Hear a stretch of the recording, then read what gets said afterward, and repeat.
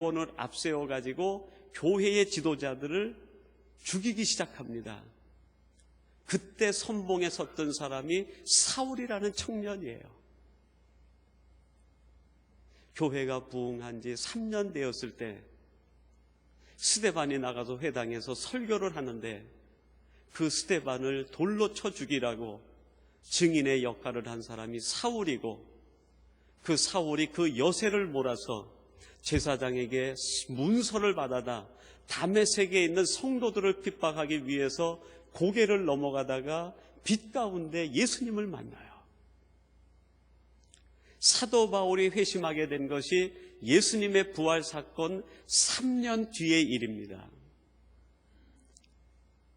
그리고 그때 이 바울이 어떻게 합니까? 아라비아에 가서 3년 동안 제자들이 써놓은 글들과 문서들을 받아보면서 예수님에 대한 신학 공부 같은 공부를 해요. 3년이 지났어요. 그리고 그가 다시 예루살렘에 올라와서 예루살렘에 있는 헬라파 유대인들에게 복음을 전하기 시작합니다. 그때가 예수님의 부활 사건으로부터 6년이 지난 때예요. 얼마나 복음을 전했는지 그것이 헬라파 유대인들에게 거부감이 돼가지고 그를 사랑하는 사람들이 이 사도 바울을 다소로 보내요. 그리고 거기에서 약 1년 내지 2년 있었을 때 그때 하나님께서 베드로를 루다로 내려보내신 거예요. 8년의 기간은 바로 그 기간이에요. 무슨 뜻입니까, 여러분? 예루살렘에서 하나님의 복음의 열정으로 복음을 증거하는 사람들이 생명을 걸고 있을 때 한쪽에서 8년 동안 움직임 없이 누워있는 사람이 있다는 거예요. 여러분, 이것이 오늘 우리의 현실 아닙니까? 이게 오늘 우리의 자화상은 아닙니까? 이 시간에도 하나님께서는 애타게 하나님의 일을 하고 계시는데, 하나님이 생명을 걸고 하나님의 일을 하고 계시는데 혹시 우리들은 편안히 누워있는 것은 아닙니까? 여러분, 그렇다고 하면 하나님이 얼마나 우리를 향해 탄식하시겠어요? 내 마음이 어떤데? 아버지의 마음이 어떤데? 지금이 어느 때인데? 아버지가 세상을 향해 갖고 계시는 마음이 무엇인데 너희들은 지금 8년 동안이나 누워있느냐? 우리 주님께서 그들을 위하여 목숨을 바치고 부활하시고 승천하시고 능력을 베푸시고 기적을 베푸시고 사도들을 깨우고 사람들을 깨워서 하나님의 나라를 이루어가고 있는데, 한쪽에선 누워있는 그 모습을 보면서 하나님의 마음이 얼마나 갈갈이 찢어지겠어요. 하나님께서 견디다 못해 그 루다에 8년 동안 누워있는 그 여인에게 베드로를 내려보내요. 베드로를 내려보내요. 베드로가 그 애니야를 보자마자 여러분 뭐라고 말합니까? 애니야야, 주께서 너를 낫게 하신다. 일어나 내 자리를 정돈하라 얘기합니다. 일어나라. 내 자리를 정돈하라.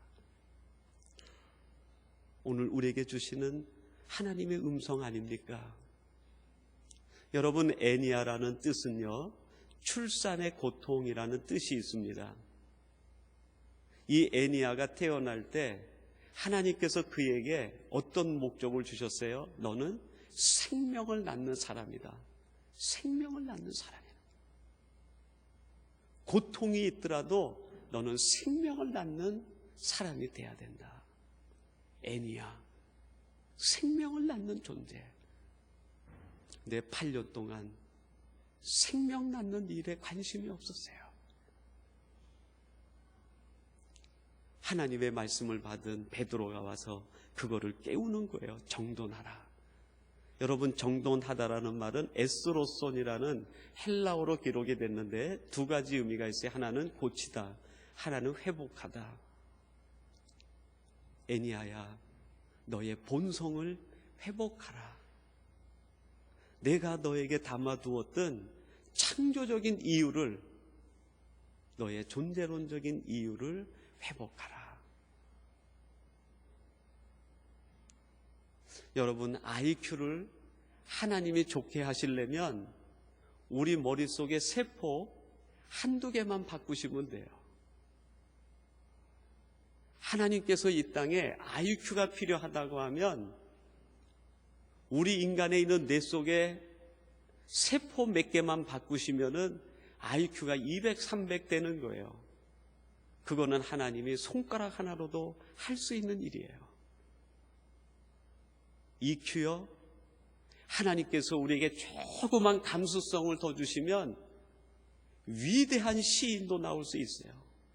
엄청난 문학가도 나올 수 있어요. 감정이 풍부한 예술가도 나올 수 있어요. 그런데 여러분, CQ는 그렇게 되지 않아요. 왜요? 행동은 응답의 차원이기 때문에 그래요. 하나님께서 아무리 말씀을 하셔도, 하나님께서 아무리 강권하셔도, 하나님께서 아무리 역사하여도 그것을 듣는 사람이 응답하지 않으면 CQ는 일어나지 않아요. 행동은 일어나지 않아요. 움직임은 일어나지 않습니다. IQ는 하나님이 세포 하나만 바꾸면 되고, EQ는 하나님이 감정 하나만 더 주면 되지만, CQ는 그 하나님의 말씀을 듣는 자가 응답해야 돼요. 응답해야 움직임이 나오는 거예요. 여러분, 애니야에게 하나님께서 아무리 강한 말씀으로 역사하셔도 애니야가 응답하지 않았다고 하면, 그 자리에 그냥 누워 있었다고 하면 그의 인생은 누워있는 인생으로 끝나고 맙니다. 하나님 앞에 올라갔을 때 결산할 삶이 없어요. 결산할 내용이 없어요. 누워있다고 온 여인에게 우리 하나님께서 무엇을 결산하겠습니까? 묻고 답할 것이 없어요. 근데 여러분, 놀라운 일은 애니야가 그 하나님의 음성에, 베드로의 말에 자신의 삶을 투자하고 헌신하고 움직이고 행동하기로 결단했다는 것입니다. 오늘 본문 35절은 오늘 사건의 결론을 이렇게 얘기합니다. 룻다와 사론에 사는 사람들이 다 그를 보고 죽게로 돌아가니라. 죽게로 돌아가니라.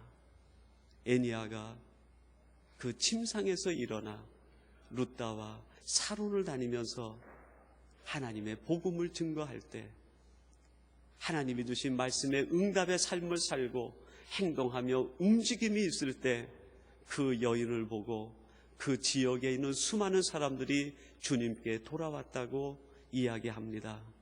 여러분, 얼마나 아름다운 해피엔딩입니까? 사랑하는 성도 여러분, 하나님께서 오늘 이 여인에게 베드로를 강권적으로 내려보내셨어요. 그리고 그 뜻을 깨달은 애니야가 자기가 있는 삶의 현장에서 그 한 사람을 향해 그도 발걸음을 옮기고 갔습니다. 그리고 그 결과가 오늘 본문의 35절의 결과를 낳게 되었어요. 사랑하는 성도 여러분, 이제 우리도 하나님께서 원하시는 그 한 사람을 향해 움직이고 행동할 때가 아닙니까? 이 행동과 움직임 속에 여러분의 존재의 이유가 있고 하나님께서 여러분을 이 땅에 보내신 이유가 있음을 깨닫고 그 하나님의 음성에 응답하는 복된 성도들이 되시기를 주님의 이름으로 축원합니다. 하나님, 하나님의 은혜 가운데 오늘이라는 시간을 주시니 감사합니다. 하나님께서 매일매일 주시는 오늘이라는 시간을 사명론적으로 쓰게 해 주시옵소서. 단지 나 자신의 육신만을 위한 시간으로 허비하며 낭비하지 않게 도와주옵소서. 우리들에게 귀한 삶의 현장을 주시니 감사합니다. 하나님께서 주신 삶의 현장을 세상적인 유익을 위하여 장사하며 인생을 즐기는 육신적인 현장으로만 삼지 않게 하옵소서. 하나님의 나라 확장을 위한 영적 전투장으로 사용하게 도와 주옵소서. 우리가 있는 곳에서 일어나 생명을 낳는 일에 헌신케 하옵소서. 하나님이 원하시는 그 한 사람을 향해 나아가는 주의 자녀와 백성들이 되게 해 주옵소서. 예수님의 이름으로 기도하옵나이다. 아멘.